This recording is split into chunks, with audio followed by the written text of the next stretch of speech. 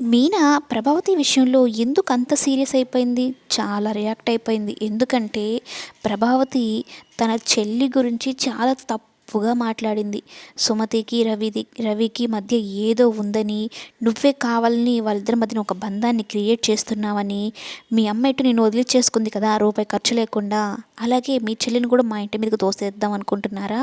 కానీ రూపాయి కట్నం లేకుండా అనేది అంటూ ఉంటే, నన్నంటే పడుతున్నాను, మా చెల్లిని మా అమ్మని ఎందుకండి అంటున్నారు అని అంటున్నా కూడా వినిపించుకోదు.